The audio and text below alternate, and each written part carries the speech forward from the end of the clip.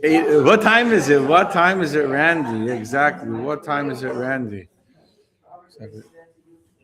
There we go. Showtime. Let's drop more. Randy would like to remind everyone to silence your phones. Okay, it's a very good idea. You see me? I don't see the comments yet, but I trust you. It will come soon. Um,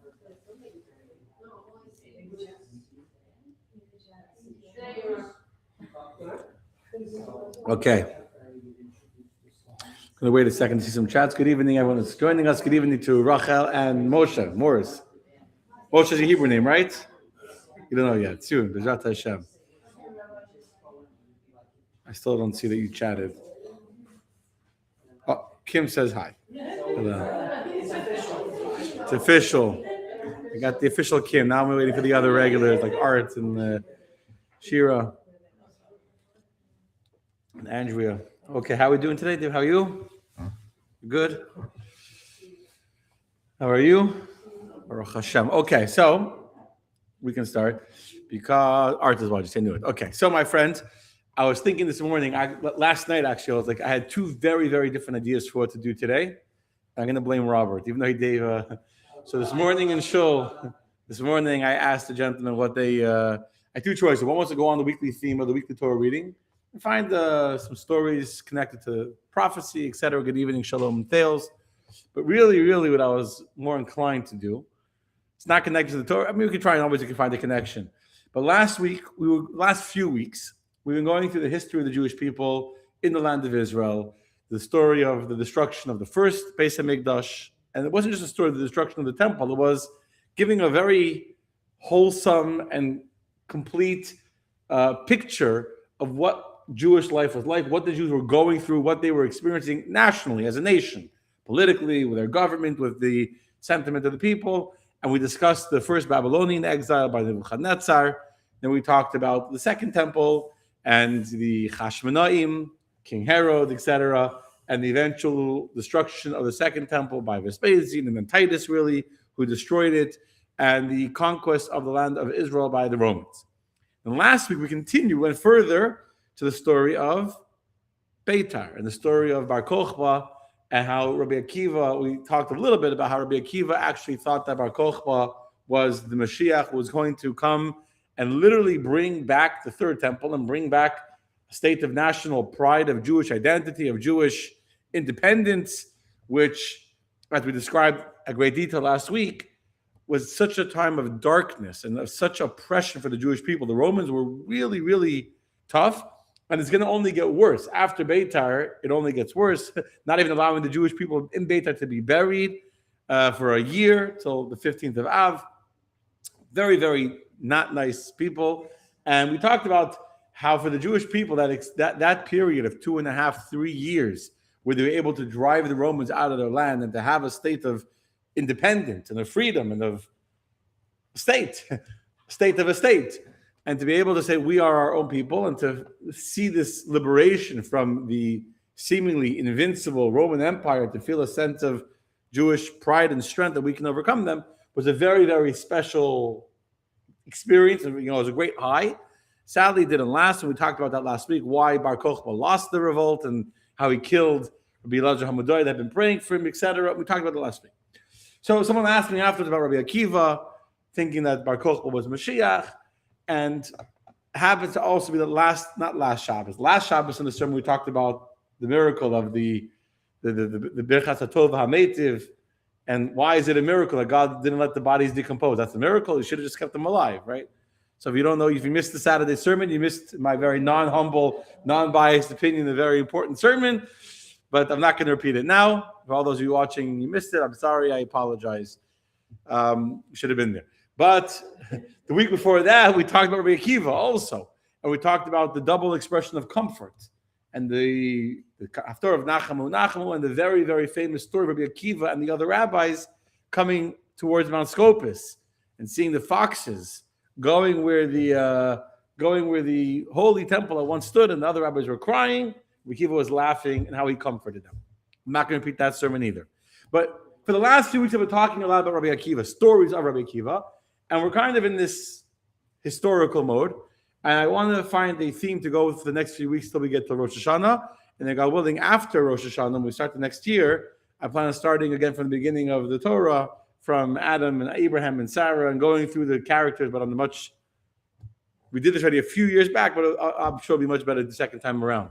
So I'm thinking for the next few weeks to go through some of the famous Jewish characters of the remaining period of the Jews living in Israel.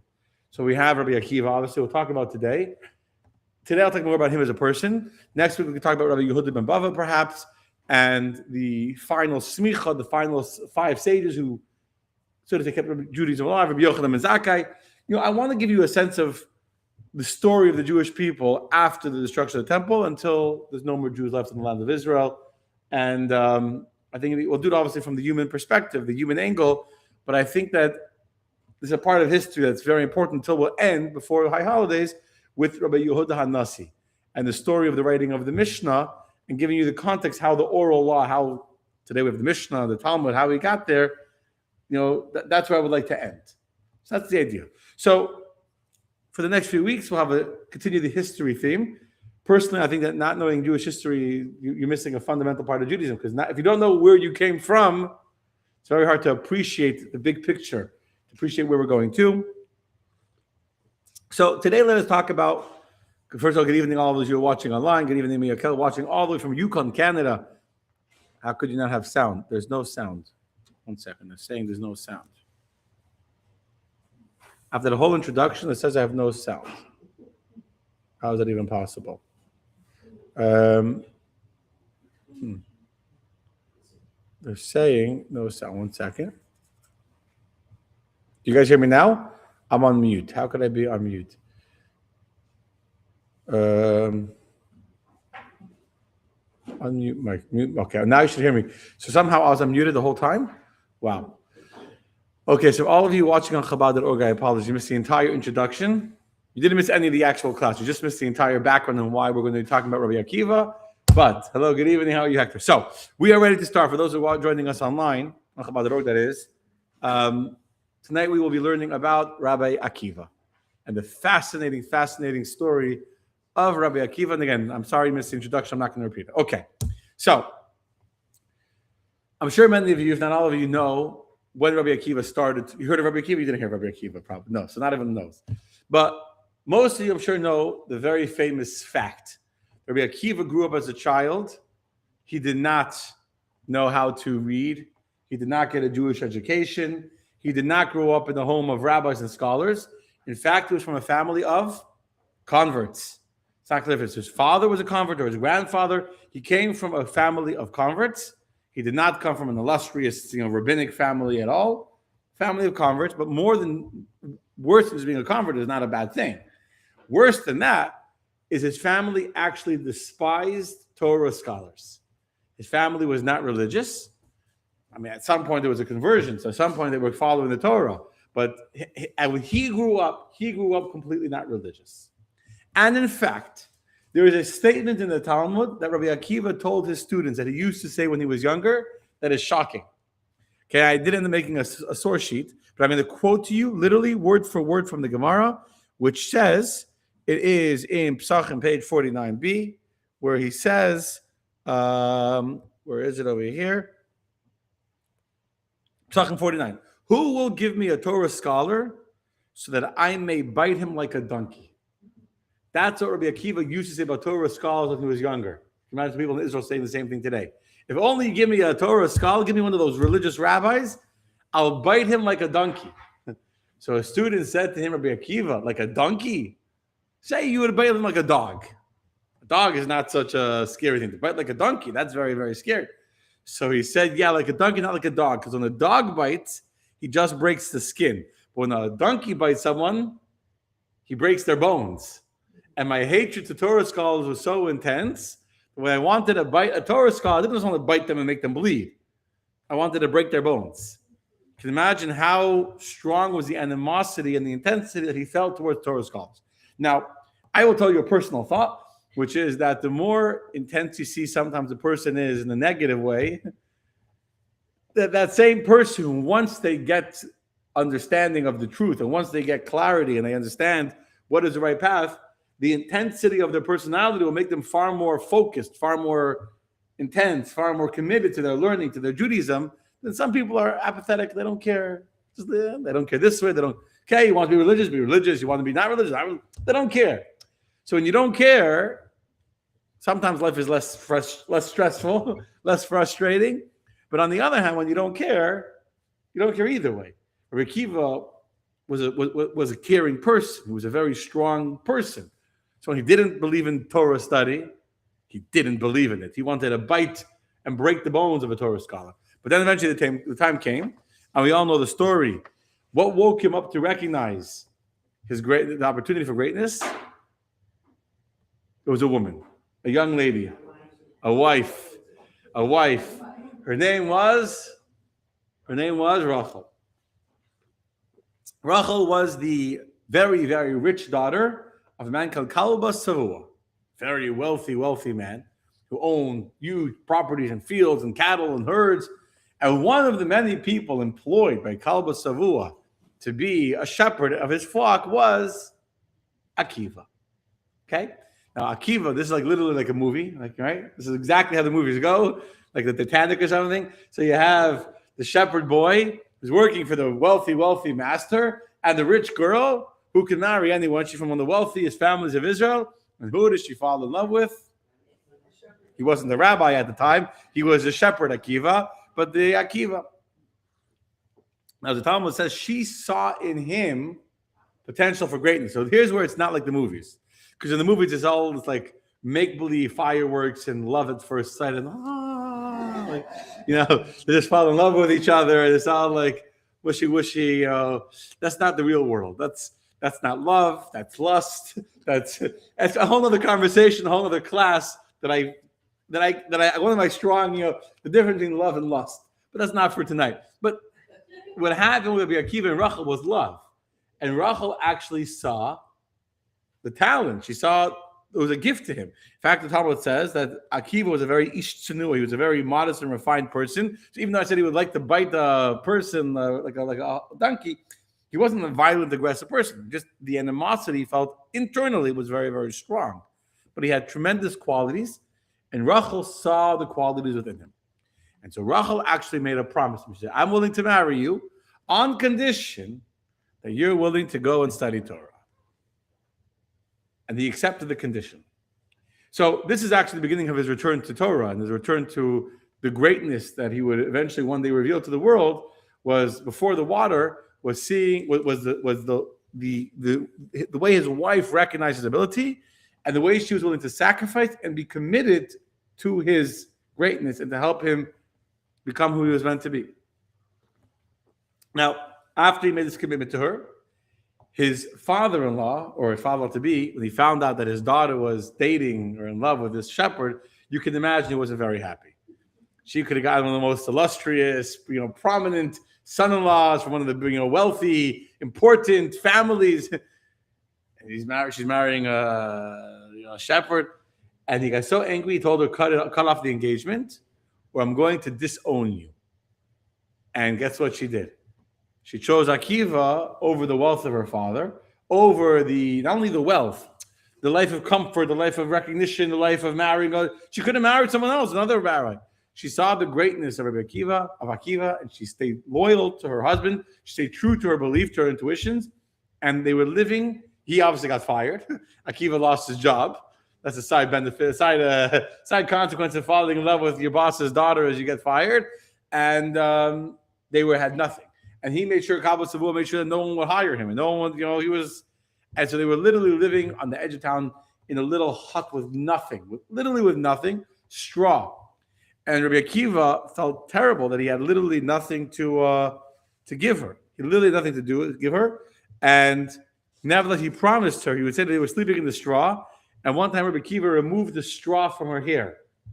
And he said to her that if I would have the means, I would give you a Jerusalem of gold, like a gold tiara to wear. And at that time, but I have nothing to give you. And he felt very, very bad. At that moment, Akiva felt like, I took this beautiful woman, I took her from a life of comfort, a life of wealth, a life of riches, and look what I did to her.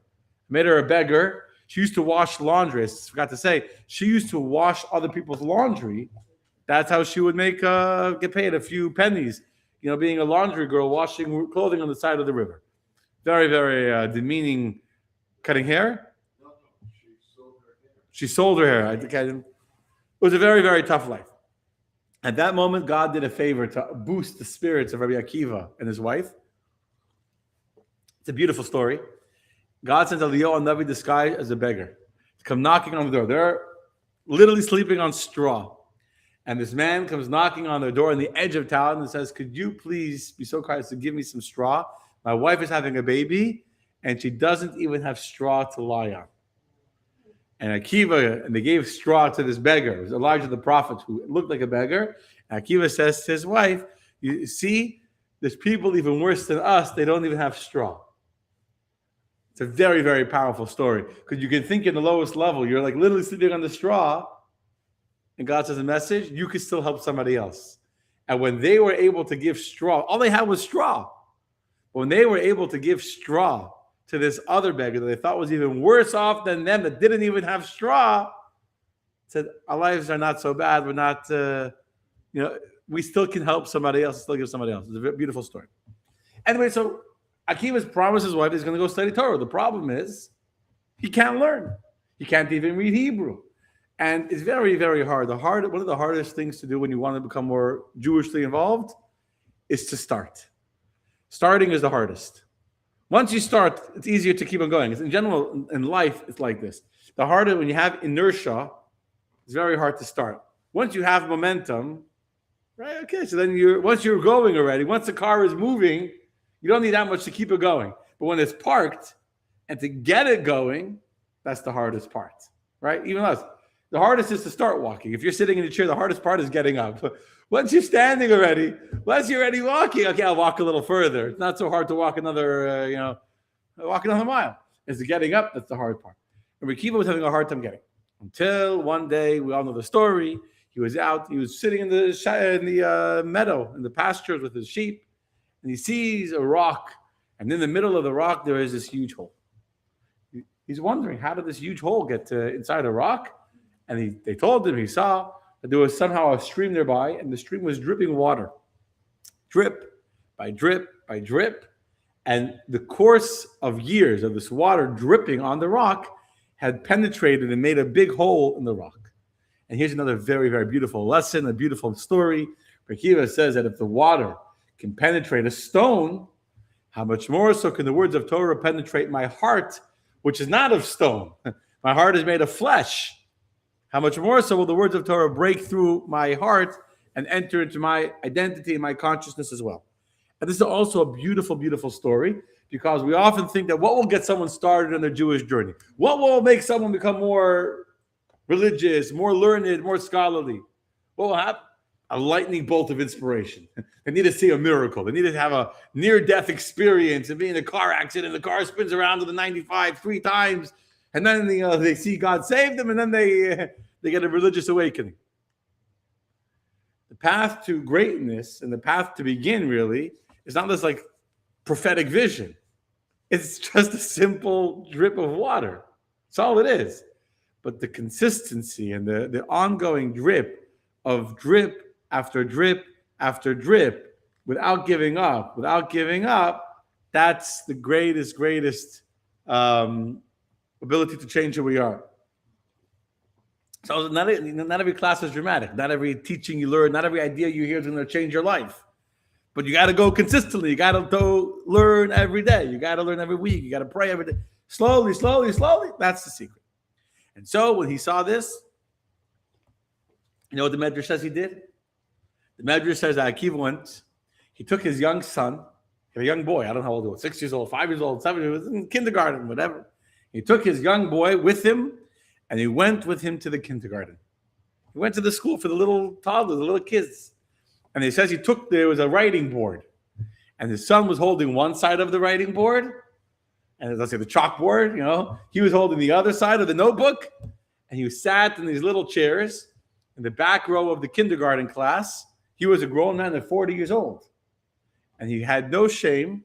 He was willing to swallow his pride. which is not an easy thing to do. Trust me, I can tell you. A lot of people, they want to learn, but the greatest thing stopping them is they're embarrassed to ask, embarrassed to say, I don't know. And he sat down in the class of all the 5-year-old kids, and the 4-year-old kids, or the 6-year-old kids, however they were when they were learning how to read back then. He sat in the class together with his son. And the teacher wrote alphabet, and he wrote on the chalkboard, on the whatever paper, the notebook. They have notebooks. There was a board that they had back then. He was writing with his son on the board, writing down the alphabet.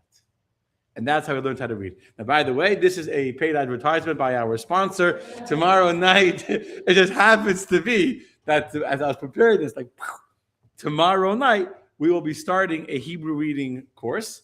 I'm only doing it in person. I'm not doing it on Zoom. So I apologize for those watching online. It would be too hard to do a Hebrew reading with people in Zoom and in person at the same time. I don't know if I could do that. But for those in person, starting tomorrow night, 7:30, I will be starting a Hebrew reading class. And even if you're 40 or even if you're 80, it's not too late to come and learn how to read. And you won't have to sit with little kids. There won't be any kids in the class. So it won't be, but Rabbi Akiva, it's an amazing thing. Once he made that commitment, he decided, I want to learn. He recognized, I don't need to wait for some inspiring, brilliant lecture. I'm going to go to the kindergarten class. I'm going to sit down with my son. I'm going to learn Aleph. And then the next week, I'll learn Beis. Next week, I'll learn Gimel. And by the way, the first week maybe it's exciting. The third week, the fourth week, it starts getting a little frustrating. And I don't know how fast he learned. It gets hard. He didn't give up. He kept on learning and learning. And that's two lessons already. Number one is the power of consistency, the drip of the drip. And number two is not being embarrassed, being humble enough and being honest enough to say, this is what I don't know. This is what I need to know. And I'm willing to admit what I don't know. And I'm willing to show it. I'm not going to hide and pretend I'm smarter or greater than, I am. I'll be honest. And that is the only way to learn and to grow and to become someone else. Okay. Now, a lot of years. You're going to see in a second. So he keeps on learning and learning. Now he knows how to read. He's going to the local cheder, the local school. So eventually he reaches a point where it's time for him to go away to yeshiva. The local school is not enough for him. And he's like teaching, he's working, and he's learning. And his wife was very much encouraged and she has to go. If you want to be successful in learning, really, you need to throw yourself into it. When not to say a class or at night is not good, but real success in learning comes when it's your whole life. It's like all you're doing is learning. It's like that's. And so he went away to yeshiva. And he went to the yeshiva, Rabbi Eliezer and Rabbi Yehoshua. He comes to the yeshiva with not only with his wife's permission, but with his wife's blessing and encouragement. He leaves his kids, he leaves his wife, and he goes to study. And because he started learning when he was older, he was able to have an analytical and a new perspective that if you're learning your whole life when you're young, so like you take certain things for granted because you've been taught this your whole life. So certain premises and certain ideas and certain like concepts they're just natural. You already accept them. You don't ever question them. You don't ever analyze them on a deeper adult level. Rabbi Akiva started when he was 40, even older. That's when he started how to read Hebrew. Now he's in his, I don't know how old he is when he comes to the yeshiva, but he's already an adult and he's hungry. He's intent, but he's not embarrassed to ask. So two things stop us from questioning. Number one, we took it as granted when we were younger. And secondly, we're not going to question. If everyone else accepts the premise, I'm going to go question it. I don't look at the idiot that you're asking questions. He asked. He wasn't embarrassed. He challenged everything, and he wanted to understand everything. But not because he wanted to challenge, because he wanted to challenge. He wanted to understand. He deeply, deeply wanted to understand. And this Rabbi Akiva begins to understand on a level of depth, a level of understanding that most people don't ever accomplish. Because we're just, we're already accepting it, and we're just reading it and memorizing it. And remember, every drop matters, right? How does a drop in the water make a hole in stone? You need every drop. If you miss some drops, every word matters. Every letter matters. And that's where Akiva is famous for being the rabbi. I go back to this. For being the rabbi who was able to expound every letter of the Torah and even every little crown in the Torah. I'm going to go back to this, but you can understand, most of us learn, like, we're learning quickly. We understand. It's easy for us. So we go through it. For Akiva, nothing was easy, and he took nothing for granted. So every letter had to have a reason. Every word S is a word in the Torah that kind of has no English translation. For example, the opening verse of the Torah. What's the opening verse? Bereshis bara Elokim Es hashemayim ve'es aretz, which in English means in the beginning God created heavens and earth. There's no English word for es hashemayim ve'es aretz. It's like the heavens, the earth. But Rabbi Akiva had to understand the word es. What's the word the? And there's teachings and expounding and every es in the Torah. Rabbi Akiva had to find what is that word teaching us. A level of depth, a level of understanding that most people didn't get to. Okay. In fact, note, I'll jump ahead already since I'm already saying this. There's a very famous and very powerful story in the Gemara in Menachos. The Gemara says that when Moshe Rabbeinu went up on high and he went to go get the Torah, he found God attaching crowns to the letters of the Torah. Let me just explain. If you ever opened up a Torah scroll or even a mezuzah, if you ever seen inside of a mezuzah, some of the letters have little lines, a little crowns on top of the letters. If it's not there, it might be kosher, but it's not proper. A properly written mezuzah or tefillin or a Torah will have crowns on top of certain letters. So he sees God putting these crowns on the letters. So Moshe Rabbeinu, says this is what the Gemara Menachos says. Moses asks God, why are you putting these little extra dots of ink? Why are they there? Just for beauty, for design? So God tells Moshe, generations later, a man named Akiva ben Yosef, our Akiva, will derive mounds upon mounds of law from them. So Moshe asks to see this person. And Moses, prophetically so to say, comes into the future. And he comes into the yeshiva where Rabbi Akiva is teaching. So now we're jumping ahead a few years, but I've been already talking about the way he learned. And the reason why he was able to become such a great, great scholar is because he started behind. If he would have started young, like everyone else, he probably would have been like everybody else. He achieved a greatness most rabbis never achieved because of the handicap and because of the difficulties he started in being able to even read, made him appreciate every word much more. Not only the words, the letters, the crowns of the letters.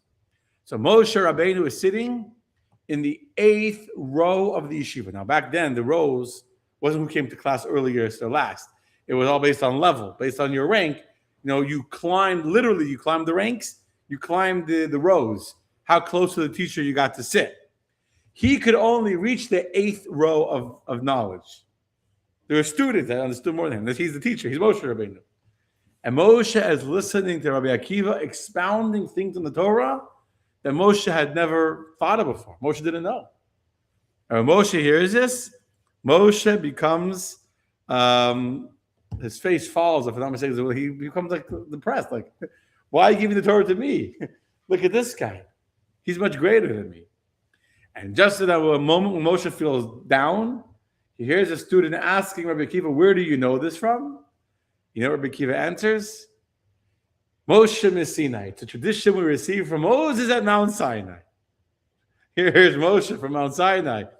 We understand that included within everything he's teaching, the depth is there. It takes time to unpack it, to expound it. If I give you a matchbox, right? And then I walk by a week later and I see a huge fire. So where did that come from? Oh, from your matchbox. Well, it's a little matchbox. But it can grow into a huge fire if you know how to use the matches. And so this is what Rabbi Akiva did with the teachings of Moshe. He didn't make up his own stuff. God forbid. Moshe did it. Rabbi Akiva didn't say, oh, I'm curious. Why did it say this word? Let me make it up like this. He worked hard to discover what was the meaning of the Torah as God had given it through Moshe at Mount Sinai.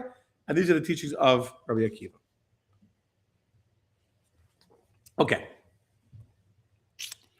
Anyway, so back to your question. He is in yeshiva studying for 12 years. 12 years he's in yeshiva studying. Now, after finally 12 years, he decides he's learned enough. He's achieved tremendous greatness in the Torah study and the scholarship. He decides he's done with yeshiva, it's time to go back home. Now, here comes one of the most interesting stories. Interesting is not the right word. It's a very dramatic story. And I know some people don't like this story. Some people, the story I'm going to say, some people don't like it. And I understand why they don't like it, and we'll address it. So now comes a story which is a crazy story. It's a crazy story. Akiva comes home after 12 years. And before he goes into his house, he sees that there's a person in his house. He didn't want to walk in and surprise, today, before you come home, he said, like today, you're flying home, text message, we took off, and then when we landed, okay, we landed, now with another message, we got off the plane, I got into the car, like every 5 minutes, you send your wife an update on a text message, how far you are, so it's not like a surprise when you come home. But this is before cell phones, once upon a time, many years ago, before they had cell phones, before they had so she didn't know he was coming home. So there's a stranger, some man in the house talking to his wife. He didn't want to walk in and reunite with his wife while he was there. She's waiting outside for this guy to leave. And he hears this man is mocking his wife and says, you think you married a Torah scholar. He ran away from you. He abandoned you. He's not coming back. Now Rachel, her conviction and her trust in her husband was so great, she was confident he's learning and studying. And so she says to this man, not only do I have no regrets on the 12 years that my husband is sitting and studying, but if my husband was to hear me, I would want him to go back to yeshiva and study for another 12 years. He hears the words of his wife, and without even going into the home, he turns around and goes back to the yeshiva. Okay. Now, and when he eventually comes back 24 years later, he becomes the great Rabbi Akiva only because he went back. So there's a few things we understand in the story. First of all, when he went home after 12 years, doesn't mean he didn't go home at all during those 12 years. People say he didn't see his wife in 12 years. Okay, he didn't see her for another 12 years. He didn't see his wife in 24 years. That doesn't mean that at all. It's very possible he went home. I don't know if he did or didn't. It doesn't say how often he went home. This was when he had decided to leave the yeshiva. Okay, so there's one thing when you go home for, you have an off Shabbos, you have a weekend off, or you have a Pesach, you have a break. So even when you leave and you're not in yeshiva, how do you identify yourself? As a yeshiva student, right? I'm in yeshiva. It happens to be this weekend, yeshiva closed for the weekend, and we have a weekend off to go. So right now, I'm not in yeshiva. Right now, I'm home. But who am I as a person? What's my identity? A Torah scholar, a yeshiva student.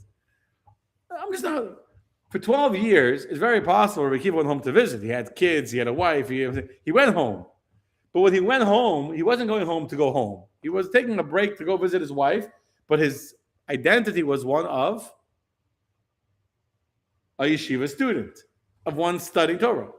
After 12 years, he had decided, I'm done with my Torah scholarship. I'm done advancing in my learning. I've achieved great levels, and now I'm going to come back home and go back to living a regular life, a civilian life, being a good father, a good husband. His wife, prophetically, she knew what to say at that moment. She said, we'd like him to go back right now. And what he did till now, not like he's almost there, a little bit more. He's still the beginning. There's still so much more he can achieve. He hasn't reached his greatness yet. He still could go back and do 12 more years. And that's when he decided to go back without even walking into the house. Because if he was to go into the house, at that moment, when he heard his wife saying that, what happened at that moment? Something turned in him. And that sense of self-satisfaction that he had felt that I've achieved all the greatness I've achieved in 12 years, I'm ready to retire, I'm ready to finish my intense studying, at that moment dissipated, and the desire, the urge, the fire that he had felt for 12 years was reignited. He knew if I walk into the house and I'm going to see my wife and kids, I'll stay for the weekend, I'll have dinner with them, I'm going to hang out, and by next week, after the weekend, I don't know if the fire will be the same fire. He had to take the fire the moment that it was burning again and totally re-immerse himself. Now, he spent another 12 years in yeshiva. I don't believe that means he didn't go home again during those 12 years. I personally think he did go home. But that moment, that shift, that transition from being, I'm done learning, to I need the fire being reignited. I need to go back with full intensity. And really reapply myself. And that vacuum almost. What made Rabbi Akiva so successful? When he went to the yeshiva, he didn't just go. Most kids go to yeshiva. Most people go. Why do they go? Because their parents tell them you got to go. And even if they're good kids and they want to learn, they want to be successful. So that's what you do. They don't feel the vacuum, the urgency, the desperation that I need to learn. I need to catch up. Rabbi Akiva went to yeshiva. He was way behind everybody else. And what did he feel? I'm behind. I got to really, really catch up. I got to really work hard. I got to invest myself and apply myself to the max. And that was the intensity that allowed him to become the great Rabbi Akiva. If he would have just been studying like everyone else, he would have remained like everybody else. We wouldn't know who he is. Maybe one of the many sages in the Talmud. He became who he became only because of the thirst, the intense longing that he felt. And that's what he was reignited at that moment. That's what his wife ignited in him at that critical juncture when he was about to end his learning career. And his wife said, don't end it. And so right away, he took that fire that his wife reignited with him from the years earlier when she saw his potential and he still didn't see his own potential. When he thought, I'm going to be a shepherd boy my whole life. And it's too late. This is who I am. I don't know how to learn. I don't know how to read. I don't know. I'll never become a scholar. And his wife convinced him, no, you could become a scholar. That's exactly what she reignited him on that conversation. When her strength was so strong, she's telling the stranger that I'm certain that my husband is learning, and if you would hear me, he should continue for another 12 years. That's what got him going again. That conversation changed his entire self-identity. Understand? It changed the entire way he viewed his success up until this point and how much more he needed to accomplish. And this is another tremendous life lesson because many of us have that initial urge. You know, it's much easier to feel the need to catch up in your learning when you can't read Hebrew. When you're about teshuvah, that's not religious at all, and you don't keep kosher, and you don't keep Shabbat, and now you start getting Jewishly involved. It's much easier to feel that fire, to feel that intensity. I'm so behind. I missed so many years of my life I wasted on whatever, on shtusim, on nothing. You feel the urge, the need to catch up. The need to fill meaning into your life is very strong. What happens 12 years later? And someone that's religious for 12 years can tell you it's even less than 12 years today, because today the world moves faster. But after a few years, 10, 12 years later, you already got used to it, and you've already learned all the foundational things you need to know, and you already know all the basic Gemara and basic rules and basic holidays. And it's not exciting. Now comes Pesach, it's not like you're like desperate to understand. What do I do? How do I do it? Why do I do it? You know already. You've done it already a few years, and you already figured it out. And it's very easy to become comfortable. And you're in a good place. You're in a good place. You've learned. You understand. You've accomplished. You've become religious. You become a scholar. You're educated. You understand the reasons why. And it's very easy. This is true even for myself, for rabbis. You reach a certain plateau where you're in a good, it's not like you're failing. It's not like you're behind. You made it. You learned. You accomplished. You got your certificate. And you kind of stabilize and become stagnant. This was the intensity that Rabbi Akiva needed to take him over the top, to take him to a whole new level of greatness that very, very few rabbis in Jewish history would achieve. That even after he had already become great, and after he had already become a scholar, had already become religious, and learned how to learn, and then he still felt like a young child. I felt like I'm only at the beginning. I'm only halfway there. I'm not near the end. That's what allowed Rabbi Akiva to become Rabbi Akiva. Not to get comfortable when he already reached a level of greatness. So it's actually a very special story. It's a very important story. And it's all his wife Rachel that was the one that really gave him that fire and kept his desire to achieve more burning, strong within him. And that's why later, when he would eventually come back to his town, 12 years after this, it's now 24 years after he started, when he went to the yeshiva. I don't know how many years after he started studying how to read Hebrew.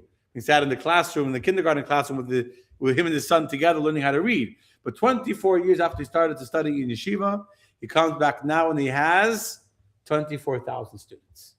He's one of the most recognized rabbis. Now, he knew where he came from. His students didn't know. And so they come to the town where he lived, wherever the town was, and his wife hears he's coming, and his wife, who's dressed like a beggar, she is a beggar, she has no money, she has nothing, she's wearing torn clothing, comes out to greet her husband. And she comes close, and the students want to push her away. They don't know who she is.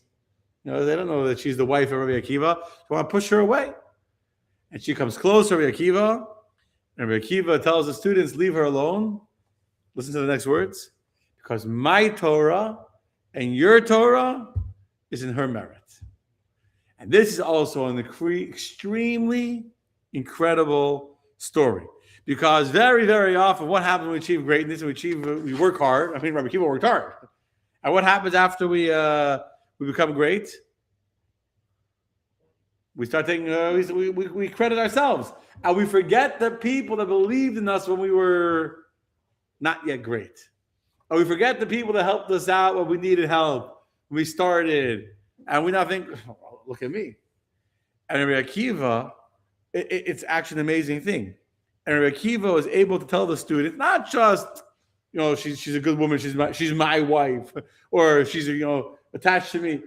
My Torah and your Torah, he tells the students. Your Torah, too, is because of her. It's her merit. It's her. That's another very, very, very, very another powerful lesson about Rabbi Akiva. Because when the whole room is standing up for you and applauding you for what you've accomplished, if you're able to remember those who knew you and nobody else knew your name. A lot of great people forget that. They become great and everyone tells them how great they are and they start to think that they're great because they're great. And they forget who are the people who were there with them when they were down low, who stayed with them and, cared for them. It's a beautiful, beautiful lesson. Okay. So Rabbi Akiva is sitting and studying. He's amassed a huge following of 24,000 students. And now I want to show you another story of Rabbi Akiva that often we think of great people. And in the modern day vision of a great person, of a great rabbi, a great scholar, what do we kind of imagine? Someone totally removed from the world, not involved with sitting in his preaching on his ivory tower. Rabbi Akiva never lost the human element, the human component. The Gemara in the Dharam says a story of one of his students, one of Rabbi Akiva's students who became sick, very, very ill. So Rabbi Akiva himself went to go visit his students. It's a very important lesson for rabbis, not to, I'm too busy teaching. I don't have time for people on the personal level. He went to go visit his student. And when he entered, he saw that the room was dirty. The room was dirty. No one had cleaned up. The guy was sick, and the floor hadn't been swept. And Rabbi Akiva came in, and he told the students, to clean up. So I don't know if he himself swept, but the students, they cleaned up the room. They made the bed. They took care of the student, and the student recovered. And the student then came and said, "My teacher, you revived me." Rabbi Akiva taught his students the importance of visiting the sick and what a great mitzvah it is to go see the idea of visiting the sick and being there for his students when they needed them. Meaning the same Rabbi Akiva that saw mounds of Torah and mounds of halachas in the letter of the Torah, also saw when the floor was dirty and the student needed his room clean so he can get better. Same Rabbi Akiva. Okay. So another story.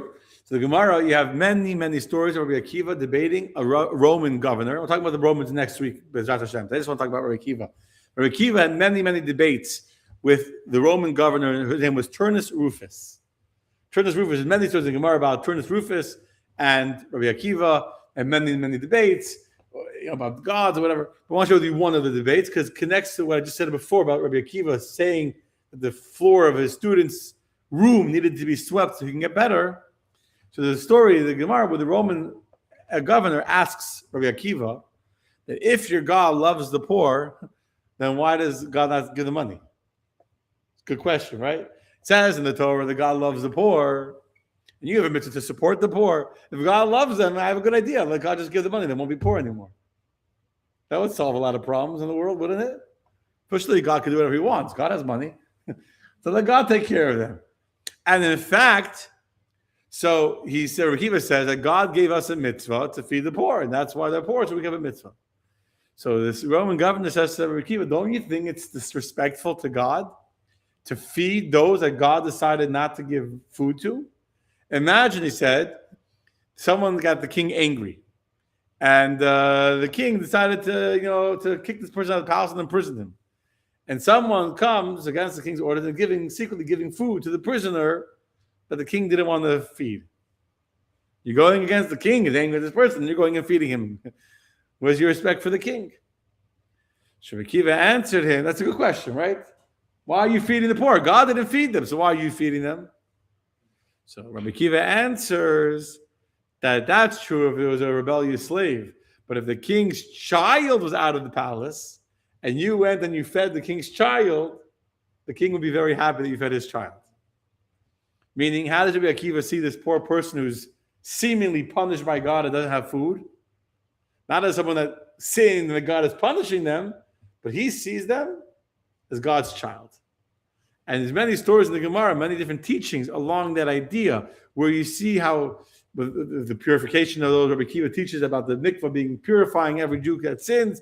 There's many teachings I don't have time for now because we're only at like 12 minutes left.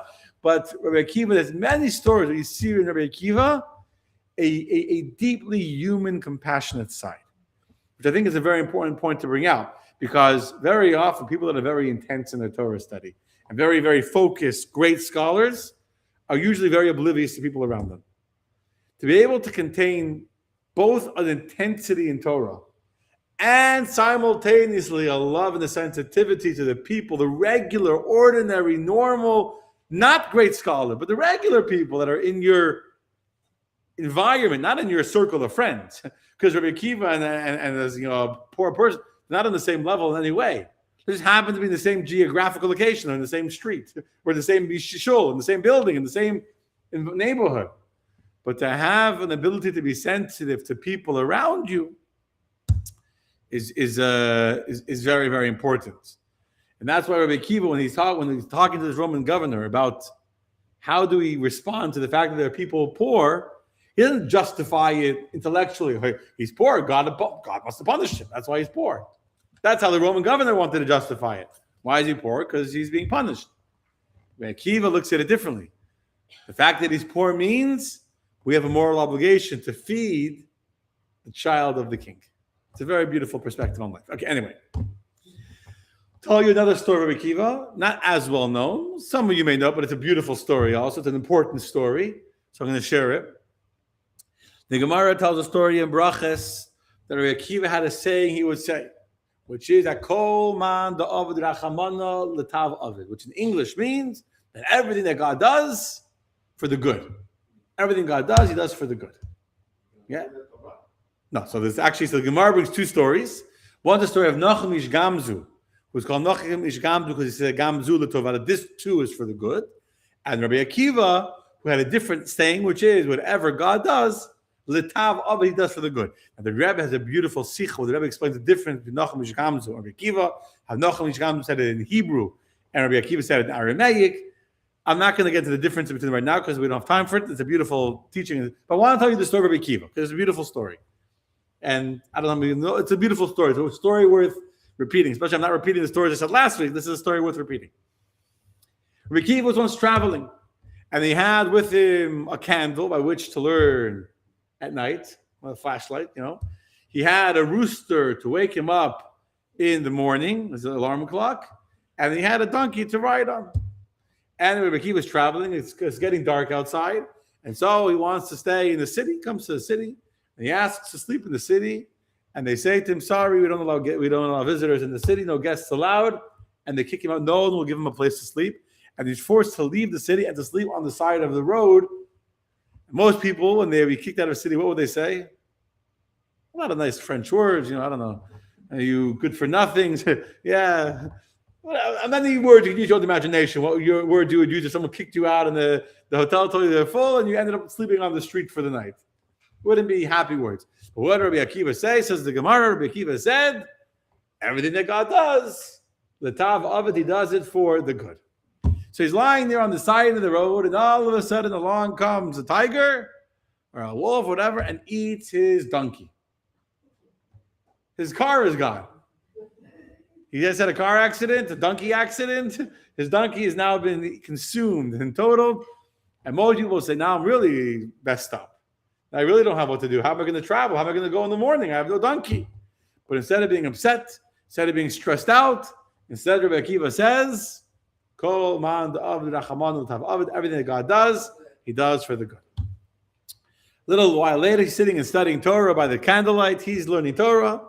And all of a sudden, along comes a cat and eats his rooster. So now he has no rooster for the morning. He has no donkey to travel. And instead of being upset, what does he say?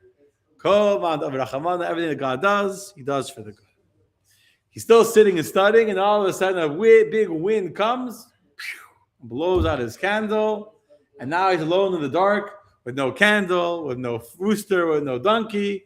And again, he's happy. He says, whatever God does for the good. He's now sitting all alone in the darkness. No candle, no animal, no nothing. And all of a sudden, he sees through the bushes on the side of the road. He's on the side of the road. Along comes a band of robbers, and they enter into the city that he had just been kicked out of that wouldn't let him sleep in the city. They enter into the building, into the hotel, wherever it was, and they come in and they capture everyone in the city, and they take them all as prisoners. And as they're walking out of the gates of the city, he's sitting there in darkness, in silence, watching these very people that had just refused him entry earlier the night before, the evening before, are now being taken away and changed into slavery. And he realized that indeed everything that God does is for the good. Because if his candle would have still been burning, the robbers would have seen his candle, they would have seen him. If his cat hadn't been eaten by the cat, his rooster hadn't been eaten, his rooster would have started cock-a-doodle doing, and they would have seen him and caught him. If his donkey hadn't been eaten, the donkey would have started braying, and they would have given away his hiding place. And because he had no donkey, and he had no cat, and he had no candle, his life was saved.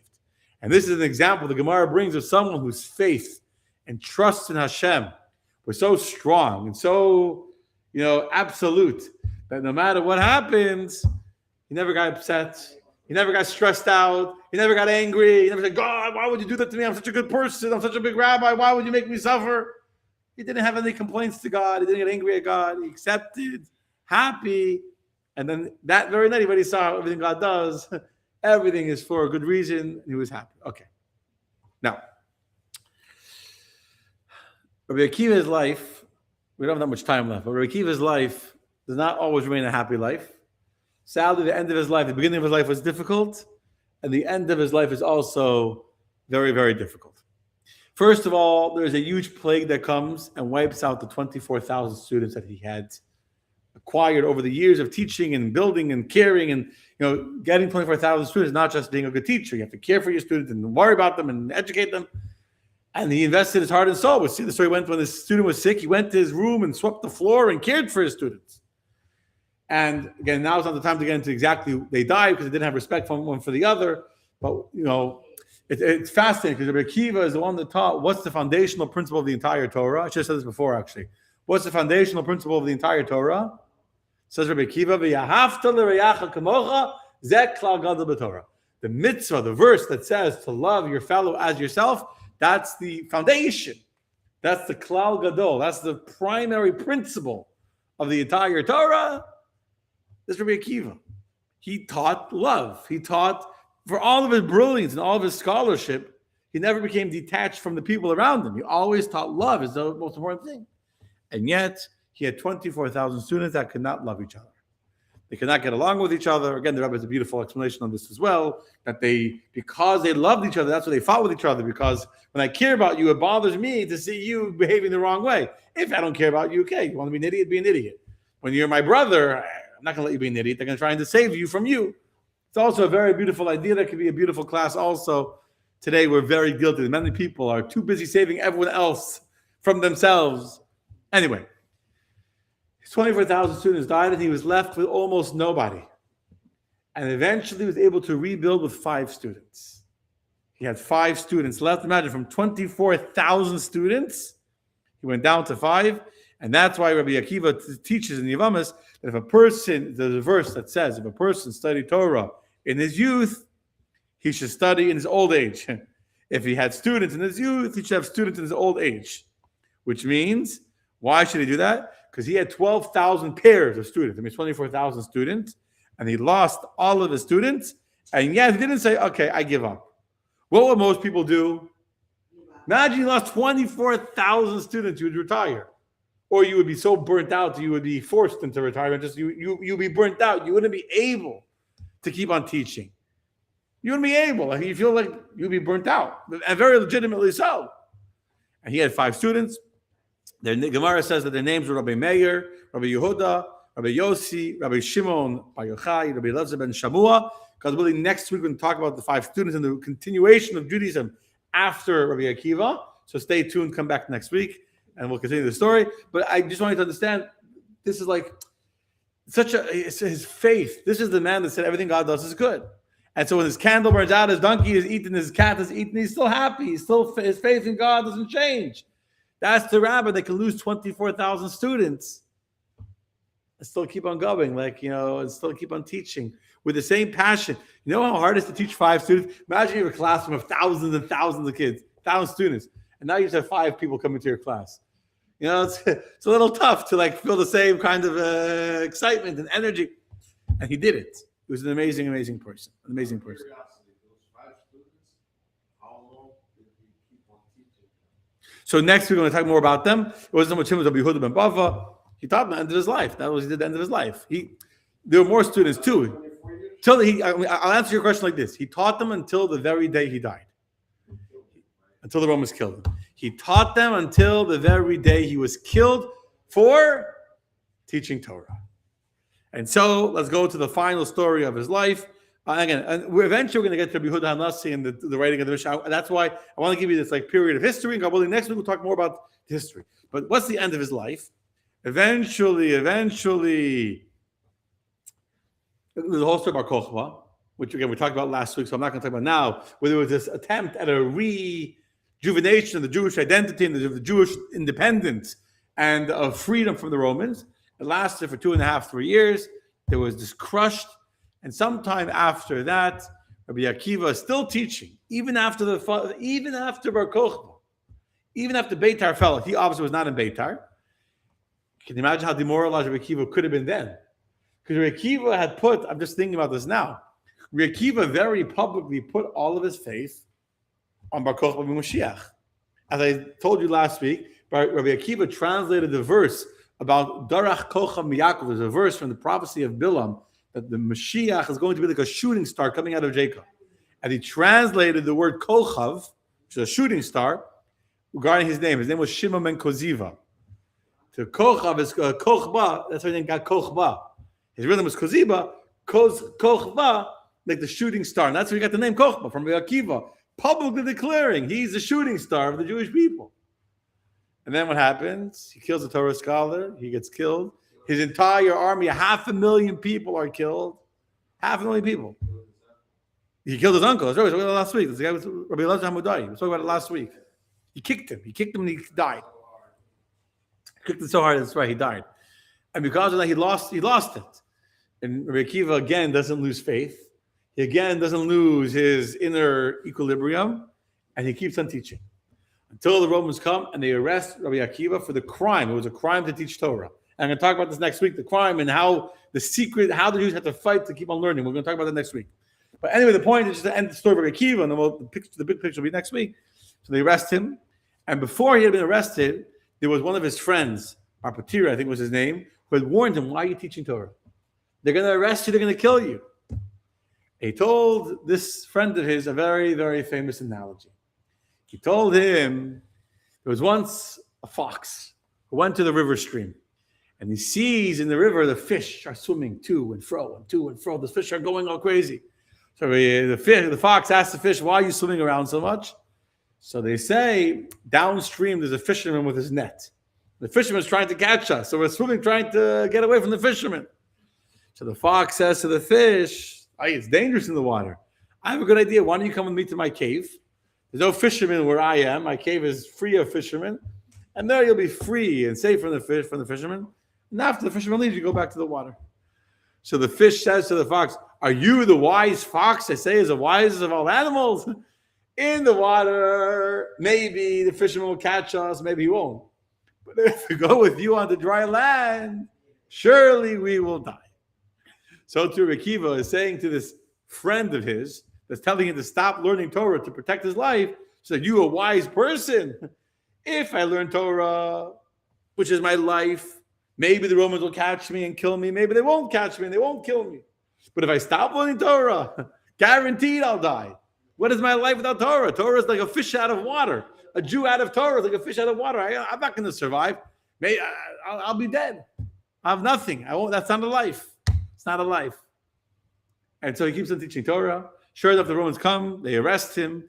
And while he's in prison, guess who he meets in prison? The same, I think his name was Bar Patira. I'm going from memory. The same other friend that had warned him not to teach Torah, he was also arrested for some other tax crime or whatever it was. And he said, woe to me that I'm sitting in prison for a financial reason, and you're sitting because you were teaching Torah. See, they both ended up in prison, one for Torah, one for something else. And while he was there in prison, Papas ben Yehuda was here. Papas ben Yehuda was the name of the other rabbi that advised him to stop teaching Torah. And this same Papas ben Yehuda also ended up in prison himself. In prison, they tortured him. The students would bring him food and water. They wanted to use the water to wash his hands. So the Roman guards spilled out half the water. So he'd have just enough to only, if he wash his hands, he would have nothing to drink. First, he washed his hands instead of drinking. Anyway, and finally came the time that they were about to kill him. They killed him on Yom Kippur. We read the story of his death on Yom Kippur, one of the 10 martyrs, who was very publicly and very brutally, very sadistically executed, murdered, tortured to death by the Romans in Caesarea. If you go to Caesarea today, there's a massive Colosseum, or an amphitheater. It's on the river, on the ocean. And that's where they killed Rabbi Akiva, in this theater. And they literally took hot iron combs.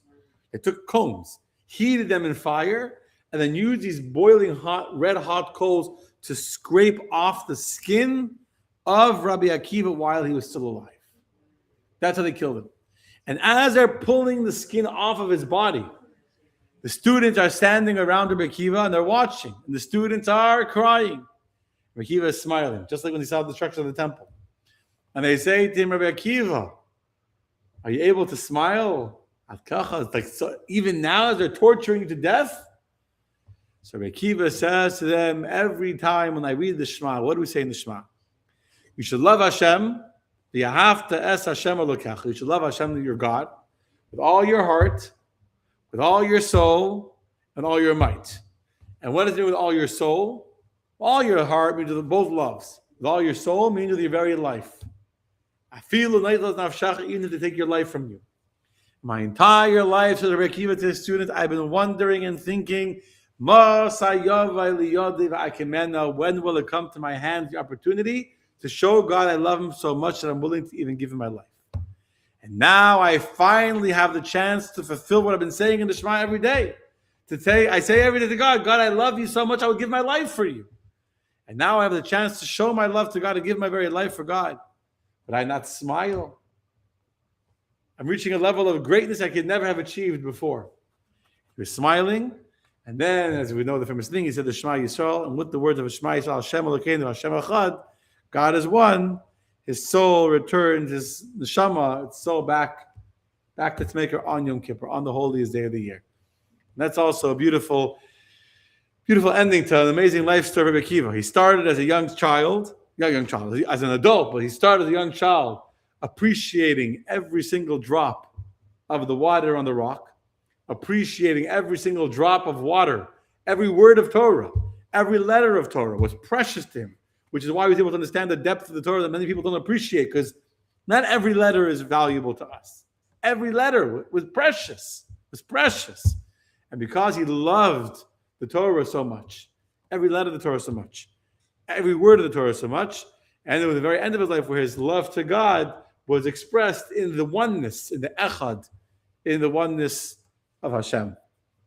That, my friends, is, in short, the story of Rabbi Akiva, one of the greatest rabbis of Jewish history, a person who literally transformed his life.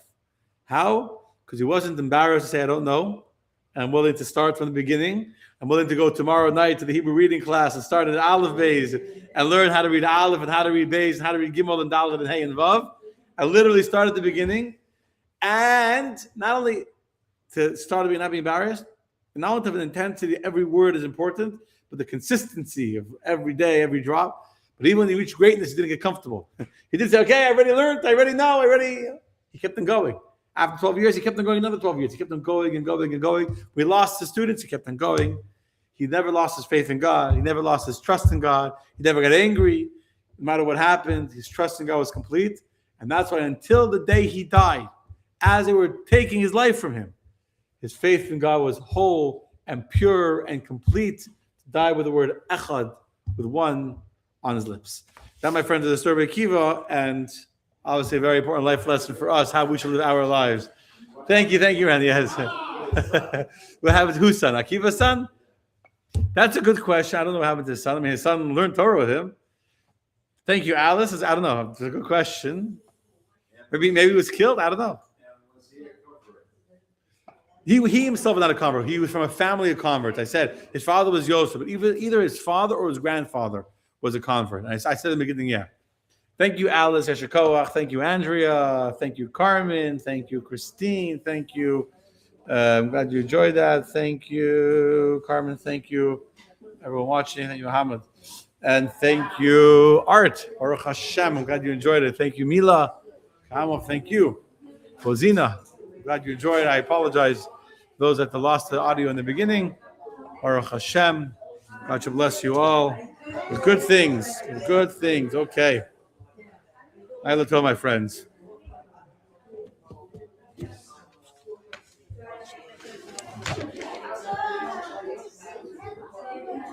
Okay, my friends, good night. Beautiful. Thank you, Karine. Glad you enjoyed. Tomorrow night we start the Hebrew reading class. The next Monday, 8 o'clock p.m., continue with the stages.